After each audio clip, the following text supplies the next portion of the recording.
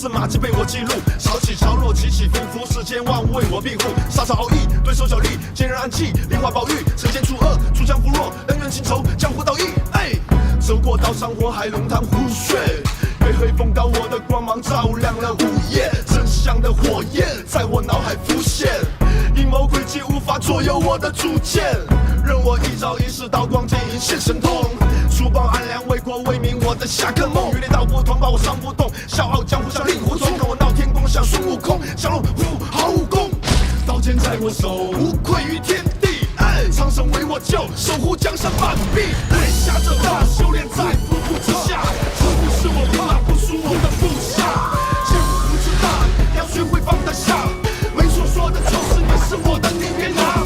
跪下这大修炼在夫妇之下，这不是我怕不输我的部下。江湖之大，要学会放得下。没说的就是你是我的，你别拿。当我翻开历史书的这一页，势必揭开隐藏着的这一切。当我翻开历史书的这一页，势必揭开隐藏着的这一切。大宋。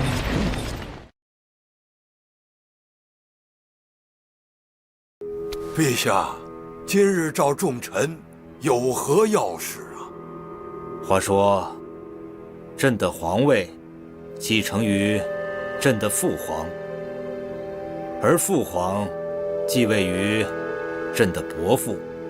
父皇当年继位时就说过，在他100年之后，是要还政于伯父的子嗣。后来由于诸多原因，让朕继了位。朕这些年来，身体是每况愈下，心力不济，而太子年幼，不能独立当政。于是乎，朕想禅位于朕的皇帝，不知众爱卿意下如何呀？皇上，万万不可呀！万万不可呀！陛下，万万不可呀！皇上，万万不可呀！太荒谬了，陛下怎能有如此想法？还请皇上速速收回成命，臣万万不敢奉诏啊！皇上成大统多年，江山已定，皇位岂能许于他人呐？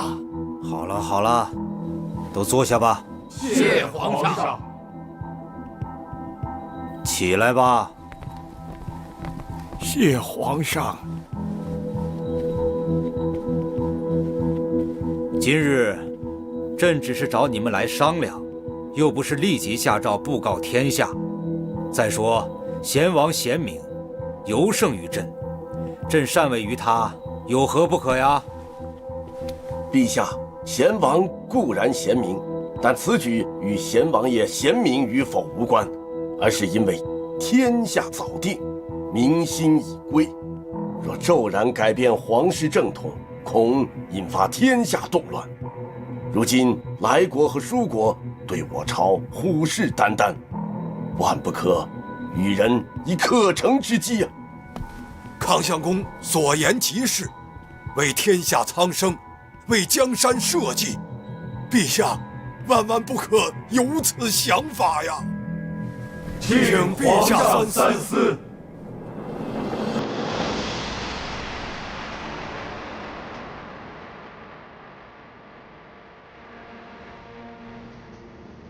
今日朕莽撞了，容朕再思量思量吧。陛下，近日来为淑妃娘娘一事忧心忡忡，神志恍惚，才萌生了禅位的想法。臣以为后宫之事该定夺了，如今淑妃娘娘已痊愈，臣请陛下立淑妃为后。臣请立淑妃为后。臣反对。臣反对。康大人，你百般阻挠立淑妃为后，你是何居心？有些话说得太明白了，恐怕陛下的面子上不好看吧？太子究竟出自于谁？这样的事是瞒不过天下的。哼！哎，你们两个嘀咕什么呢？陛下，刘氏当年究竟是什么出身？陛下该心中有数吧。刘氏出身贫贱，不足为六宫之主，不足为一国之后，不足为母仪天下。好了，朕头又疼了。诸位，请先退下吧。吾皇万岁万岁万万岁！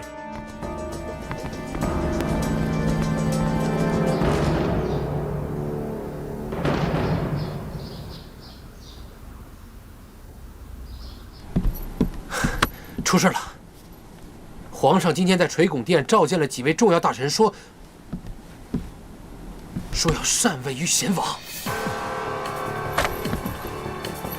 真有此事？当然了。不对呀，皇上为什么要召集心腹大臣，突然想要禅位于贤王呢？之前还利用天书一事大做文章，还在力求得位治政。可如今，我让你盯着德庙，可有所获？盯了。皇上在议事之前就去过玉清宫见过德庙。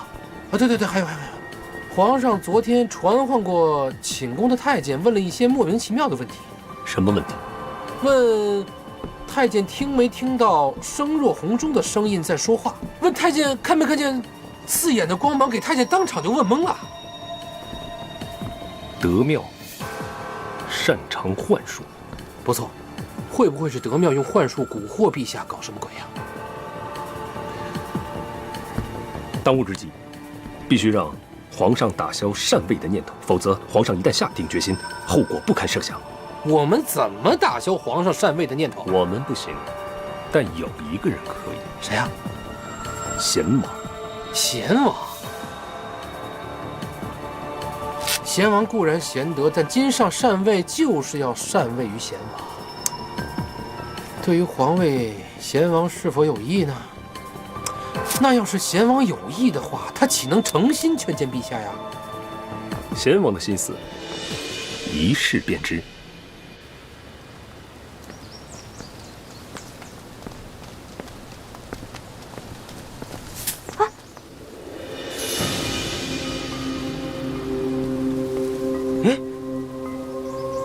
奇怪，是一枚金色的蛋。蛋身龙纹，还是金色的。王爷，这是天降吉兆啊！皇上刚刚有意禅位，府中就出现了金蛋，这是祥瑞啊！看来咱们家王爷真的要称帝了。吉兆，真乃吉兆也！恭喜王爷，贺喜王爷！不，应该是恭喜皇上，贺喜皇上！住嘴！什么吉兆祥瑞？本王对皇位从未有过觊觎之意。这只蛋，也只是燕子下的一只怪蛋而已。这上面的龙纹，分明就是偶然形成的，跟天意又有何干呢？荒谬！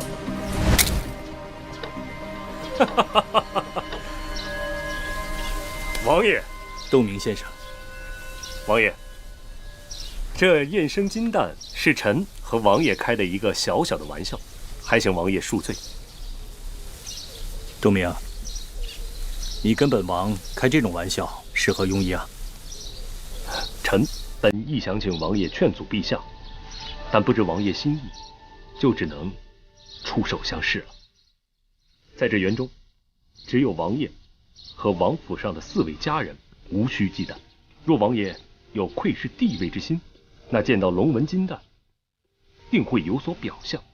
而今，臣已明白，王爷实属贤王，是臣冒失了。罢了。王爷，陛下这么多年励精图治，兢兢业业，孰无大错？若贸然易主，恐生会伤及国本，天下大变。本王心里明白。而对贤王而言，本被万民称颂，素有贤王之称。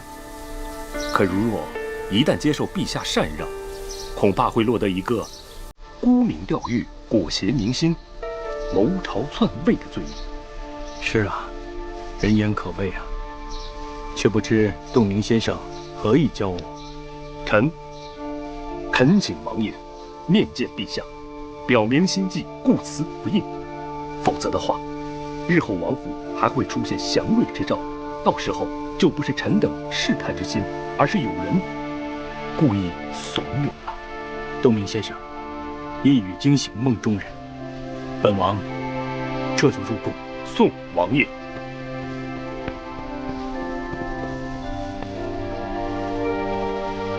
我大宋有如此贤王，是社稷之福，万民之福啊！杨仪啊，朕选你进宫呢，是想请你替朕拟个旨。朕想禅位于贤王。陛下不可呀！朕命你拟旨，也是圣旨，你敢抗旨不遵吗？此乃乱命，臣不能奉诏。不写是吧？好，朕自己写，朕就为自己做一回主。陛下万万不可呀！陛下不可任性。皇帝，你怎么来了？臣见过陛下。哎呀呀呀呀！自家兄弟何必搞得如此见外呢？我可不敢。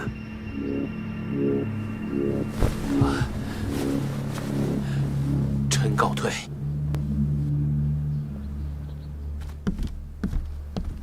陛下把祖宗给的江山都要弃如敝履了。我要是跟陛下称兄道弟的话，来日到了祖宗面前，还不是要一块儿跟着陛下丢人吗？皇帝，你别生气，皇兄没有一点让你为难的意思，只不过皇兄我能力有限，这个皇帝做得我有心无力呀。陛下，您这是要成全自己，逼死为臣呐！你看你这话怎么说的？以后也别一口一个陛下了，咱们毕竟是自家的兄弟，你这么叫的话，皇兄我脸上臊得慌。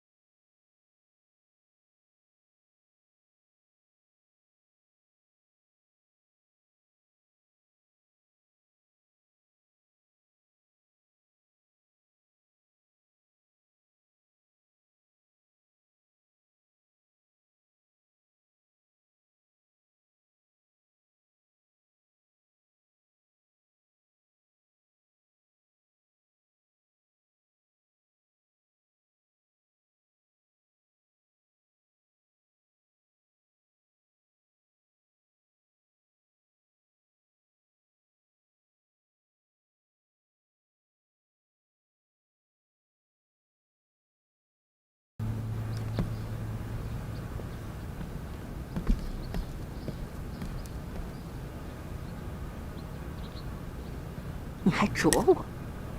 哟，这么厉害啊！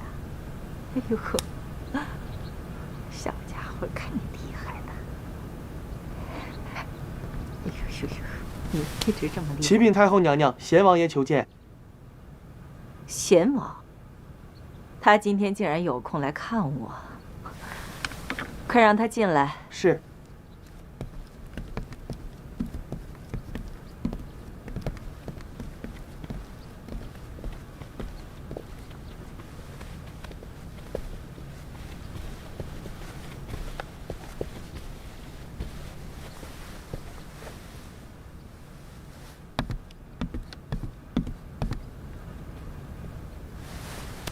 见过太后。免礼。今儿个怎么就你一个人进宫啊？孩子们呢？怎么不带来给我看看啊？太后，侄儿此次进宫，是有正事要请您帮忙。什么事儿啊？看把你给急的。起来再说吧。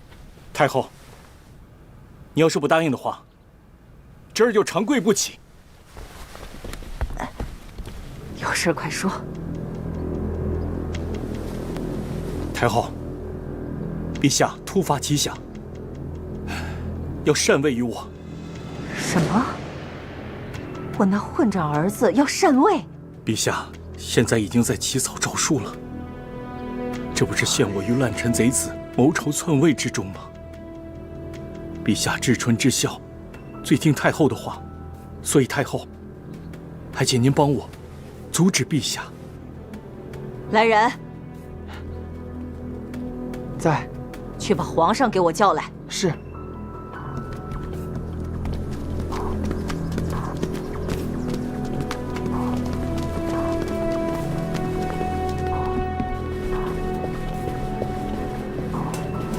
怎么了，母后？哪儿不舒服啊？我快让你气死了！见过陛下。哦，皇帝啊，你来了。母后，皇帝跟我的事儿呢，是国家大事，您老人家就别掺和了。你也知道是国家大事。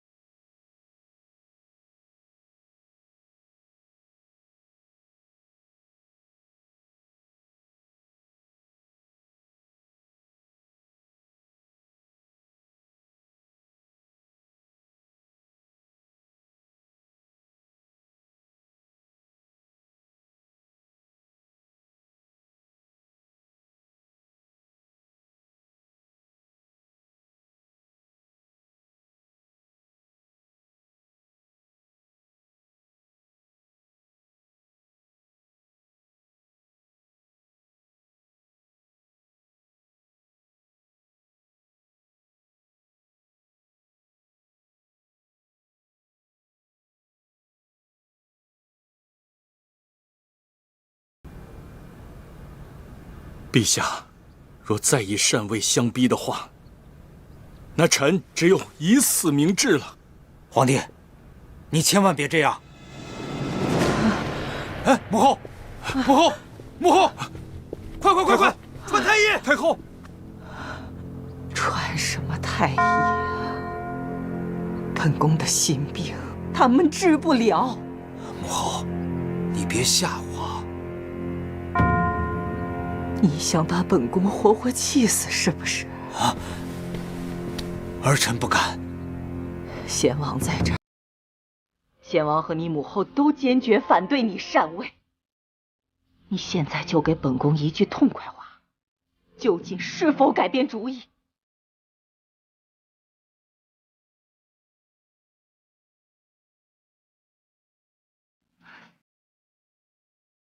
如果你不能收回成命，我现在就去九泉之下见先皇去。臣也只有随太后一同前去了。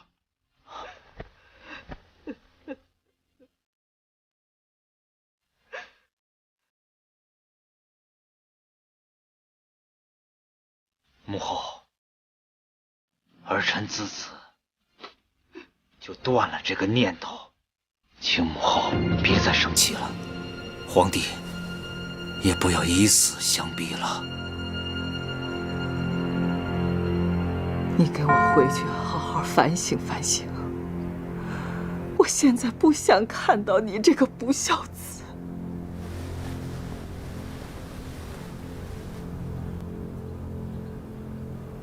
皇上驾到！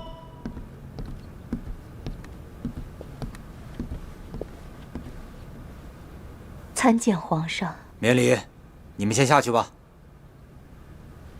爱妃，皇上怎么了？坐。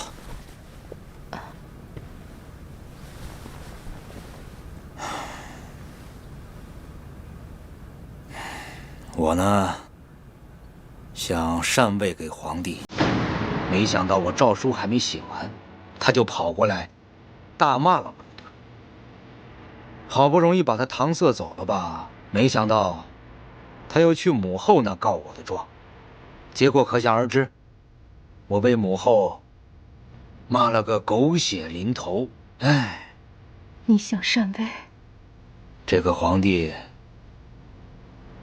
太不自由了，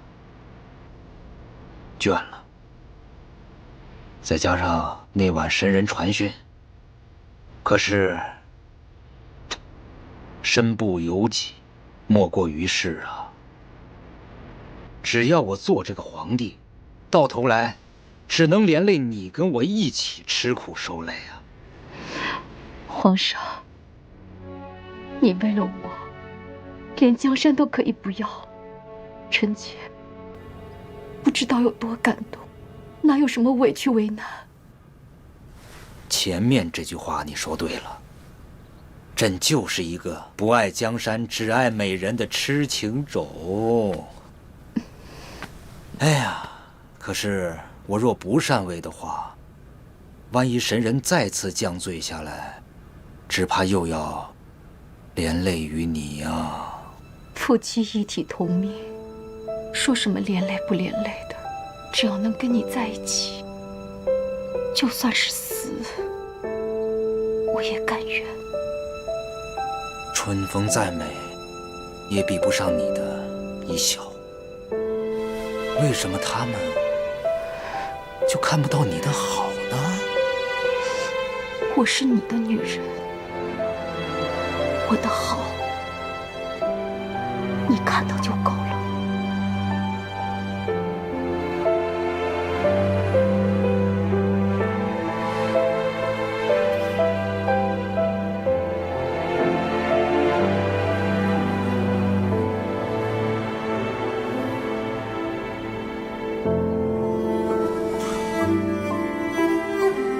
你说我做这个皇帝，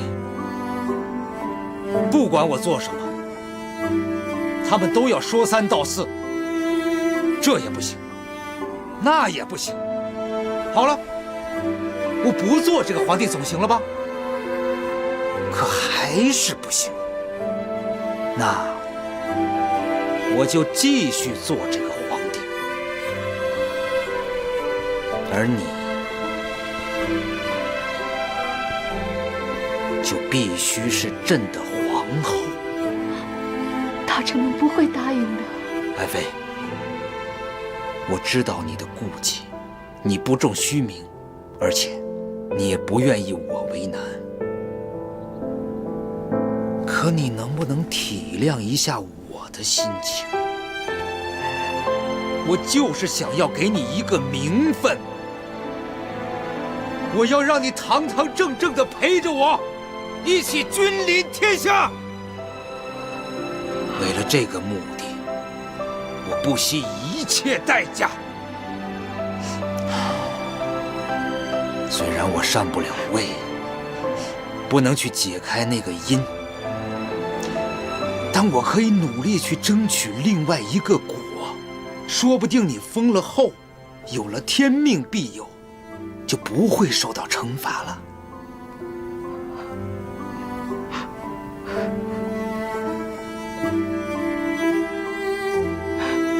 好，我答应你，哪怕他们说我是祸国殃民的妖妃，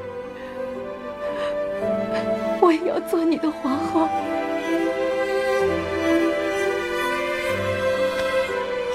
好，可是我有个条件，你得答应我。说。不办册后大典，只将封后诏书传至中书省，在殿里宣布一下了事。这怎么行？册后大典如此草率，这对你太不公平了。若你真想补偿我，我喜欢焰火，在册后大典上，为我燃放一场绚丽的焰火，作为庆祝吧。此话当真？当真。朕谨遵懿旨。焰火，陛下要焰火做什么？用于册后大典。陛下要封后了。陛下要立淑妃为后。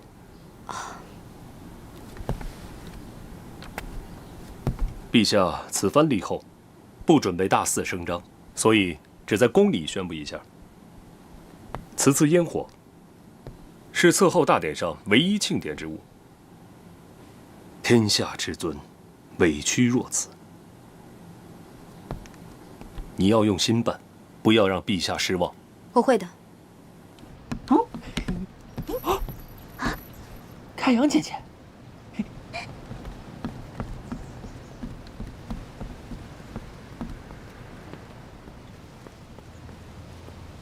开阳姐姐，哎，吓我一跳！想什么心事呢？我就是在想，怎么做出一个前所未有的最漂亮的焰火。焰火。事情就是这样的。原来如此，连皇帝都做成这样，实在是太可怜了。大臣们也太讨厌了吧！皇上和皇后娘娘多不容易啊！哎，这一次我就站在皇上这边，我们一定要造出一个最完美的焰火，把他们气死。你们能帮上什么忙啊？不要越帮越乱就好。不会啊，我可以替你跑腿啊。比如说你要买什么用什么，我们去。好啊。不过我得先做好图纸再说。这个事情还得跟他商量商量，问问他的意见。他？谁啊？哦，一个朋友啊。开阳姐姐，你的朋友啊？你的朋友就是我们的朋友，我们可以一起认识一下吗？好啊，改天再说吧。那你的朋友是女啊？没事。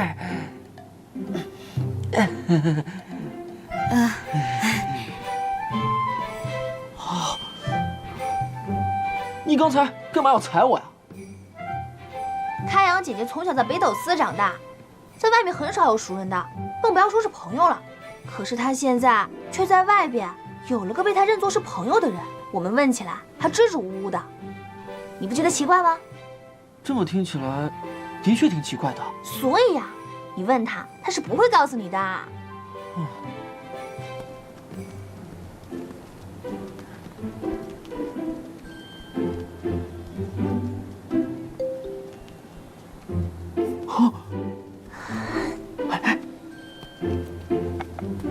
快！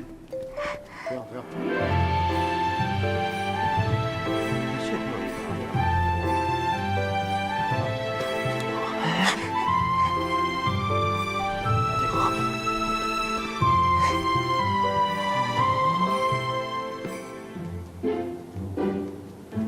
哇，开阳姐姐连门都不敲就进去了，看来是很熟的朋友啊。会不会是个男的呀？那就好玩了。有什么好玩的？说不定是个老头呢。说不定是个年轻人呢。不知道他长得漂不漂亮，是不是开阳姐姐喜欢的人？哎呀，你差不多就行了。你这么说会毁了开阳姐姐的清誉的。窈窕淑女，君子好逑，坏什么清誉？送你的。我刚弄了些上好的白茶，一起尝尝。一会儿吧，我正好有事想请你帮忙。莫非你有什么新鲜事？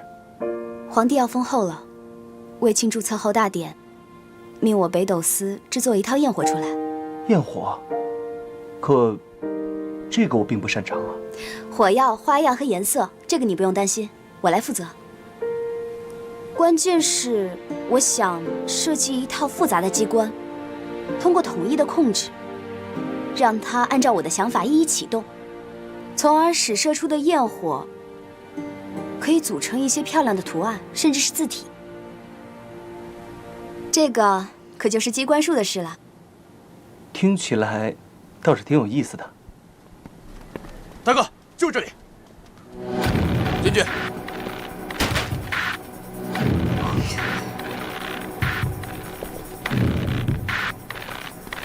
谁是孟东？大哥，这小白脸就是孟东。你们想干什么？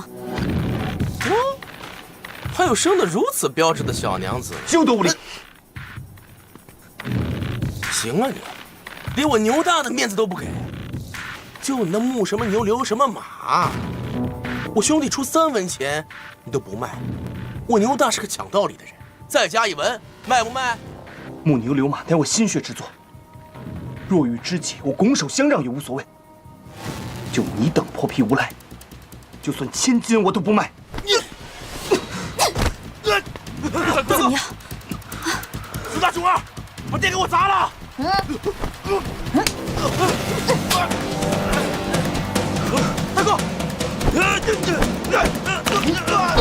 哥，还不滚！滚！走！你流血了。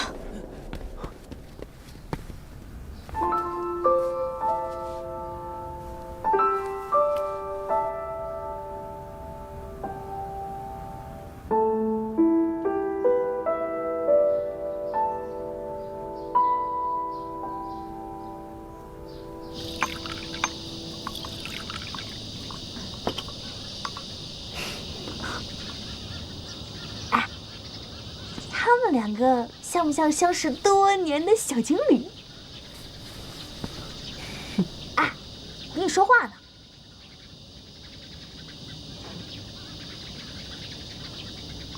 哟，孟家娘子，你家郎君沏的茶好香啊！叫你胡闹！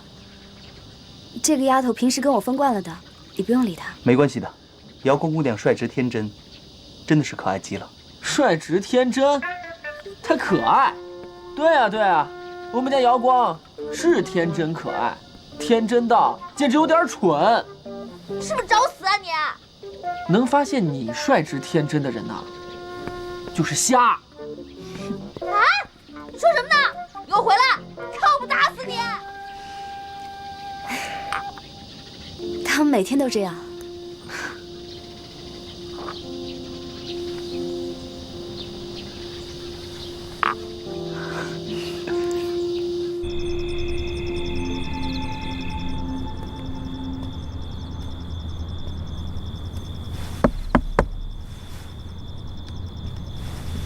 哎，这么晚还不睡？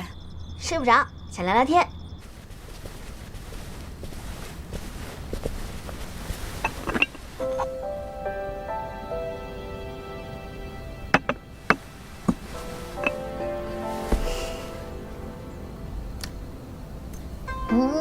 凯阳姐姐，你这杯茶呢，照孟东大哥差远啦。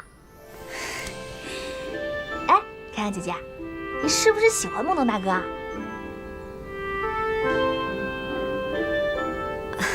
我想，我是有些喜欢他的吧。嗯，我是有些喜欢他。那你有没有跟他说啊？没有。为什么不说啊？有的事情就算不说，彼此心里也明白的。哎呀，你不说他怎么知道嘛？你是不是不好意思啊？我去帮你说。你是莺莺传看多了想当红娘啊？我是替你操心嘛。我又不是嫁不出去，也不用这么急巴巴的跑去跟人说我喜欢他吧。但是你不说，好歹也稍微那么暗示一下下。怎么暗示啊？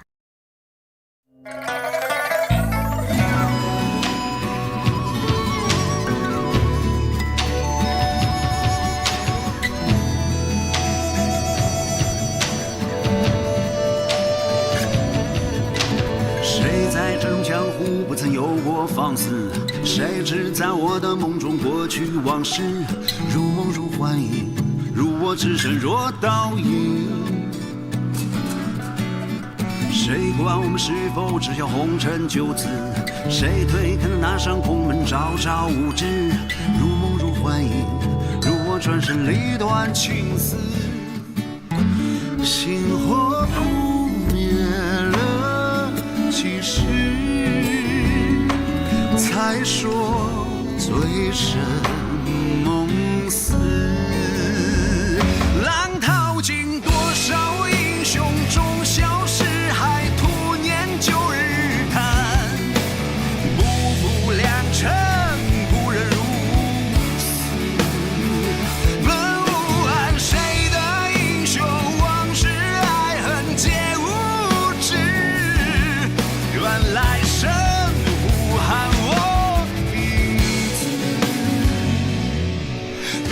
来生呼喊我名字。